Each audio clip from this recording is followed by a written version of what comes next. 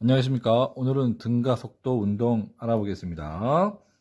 자, 22쪽부터 25쪽을 할 텐데요. 등가속도 운동은 우리가 등가속도 운동을 한다면 그 물체의 속도와 위치를 예측할 수가 있습니다.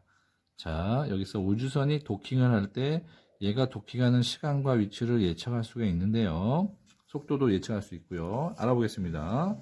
우선 평면에서 운동을 어떻게 기술하는지를 알아보겠습니다. 자, XY 평면에 어떤 물체가 이렇게 휘어지게 곡선을 움직이고 있습니다. 여러분들 이게 실제 이동한 거리죠? 그러면 우리가 P, Q 두 지점만 생각해 보겠습니다. 요 보라색은 실제 이동한 거리고 처음과 끝을 연결하는 것은 뭐라고 했죠? 변이죠. 그 변인데 우리가 크기와 방향이 있으니까 벡터로만 붙인 거예요. 변이 벡터 녹색. 그런데 우리가 벡터가 하나 더 있습니다.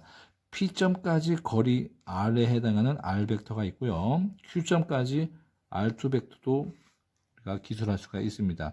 그러면 이 변이 벡터 델타 R은 뭐냐? R2 벡터에서 R1 벡터를 삼각형 평행사변역으로 빼면은 이 두 지점의 방향과 길이가 같은 변이 벡터 델타 R이 나옵니다. 그래서 델타 R, 이게 변화를 의미하는 겁니다. 뒤에서부터 많이 뺀 거, 나중 R 벡터에서 처음 R 벡터를 뺀 거를 의미합니다. 그런데 더 재밌는 사실은 얘를 시간으로 나누면 어떻게 될까요? 델타 T. 얘를 시간으로 나누면. 자, 우리 예전에 변이를 시간으로 나누면 속도라 그랬죠. 그런데 이 시간이 있기 때문에 얘는 뭘까요? 평균 속도가 됩니다. 그리고 이 평균 속도는 이 변이 벡터와 같은 방향을 갖습니다.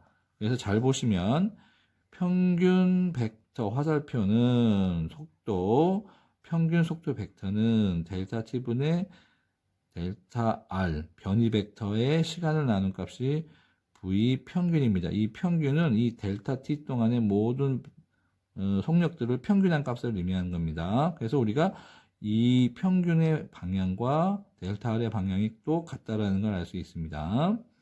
자, 그러면 여기에서 이번에는 시간 간격이 없는, 자, 델타 T가 제로로 가면, 이거 미분 기억나시죠?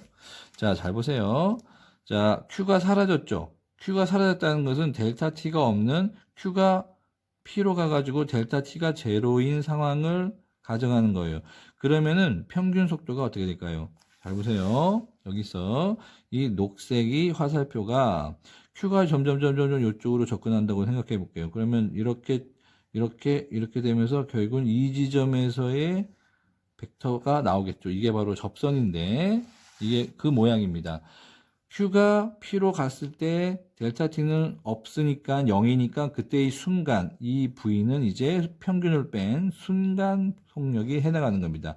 이 순간 속력은 X축의 VX 벡터와 Y축의 VY 벡터의 합 벡터로 볼 수가 있습니다. 그래서 우리는 여기입니다. V는 VX 벡터 더하기 VY로 표현할 수 있고요. 그리고 삼각형의 우리 크기 말할 때 이 세타가 있을 때 코사인 세타와 사인 세타 값을 넣어서 VX의 크기를 V 코사인 세타, VY의 크기를 V 사인 세타로 또 계산할 수가 있습니다. 자, 그리고 이번에는 가속도를 알아보겠는데요. 여러분들 가속도 공식 기억나시죠? 가속도는 T2-T1, V2-V1인데, 자, 이걸 잘 보면, 이거는 델타 T가 되고, 얘는 델타 V가 됩니다. 그러면 속도가 변화하는 건데, 여기에 벡터만 붙이면 얘도 벡터가 되는 거고, 시간이 있으니까 평균이라는 말이 됐습니다. 그러면 평균 가속도는 속도 변화량의 벡터를 시간으로 나눈 값이 되는 겁니다. 자, 그게 바로 여기인데요. 잘 보시면. 자, P에서의 접선 방향의 속도와 이제 여기 Q점으로 가볼까요? 자, P에서의 속도 V1 처음 속력. 자, Q에서의 접선 방향 V2죠. 그러면 얘를 원점으로 이치시킨 다음에 속도 변화량만 보기 때문에 이치시켜도 됩니다. 요 방향에서 요 방향으로 변한 거죠. 그럼 우리가 이거를 처음과 끝을 연결한 변이 벡터로 볼 수 있고 이 V는 V2에서 V1을 뺀 겁니다. 그래서 델타 V는 벡터는 속력의 변이 벡터는 V2 벡터의 V1을 뺀 걸로 표현할 수가 있습니다. 그래서 그거를 t로 나눈 결국 델타 V 변이 벡터를 시간으로 나눈 값이 평균 값이 되는 겁니다. 여기서도 역시 잘 보면 속도가 변한 속도 변이 벡터의 방향과 가속도, 평균 가속도의 방향이 일치하다는 것도 알 수 있습니다. 자, 이번에는 비스듬히 던져 올린 야구공을 볼게요. 야구공의 속도 벡터 볼게요. 속도는 접선 방향입니다. B는 접선 방향입니다. C는 접선 방향입니다.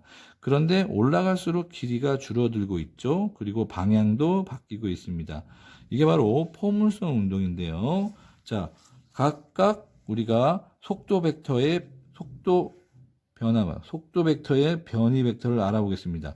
자, A에서 VA가 VB가 됐다. 그러면 VA를 VB 처음에 일치시켜서 자, 변하는 거. 처음에서 끝으로 화살표가 내려오겠죠? 그러면 델타 V가 되는 거고. 이번에는 요 C하고 B를 구분해 볼 텐데, C가 처음이고 VC가 나중이니까 여기서 여기로 변한 거겠죠. 그러면 속도 변이 벡터 델타 V가 지금 얘랑 지금 크기가 같고 방향은 아래 방향이라는 걸 알 수 있습니다.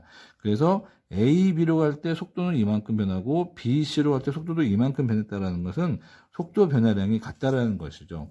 자, 그걸 보는 겁니다. 자, 자세한 거는 또 다음 시간 바로 다음 편으로 넘어가겠습니다.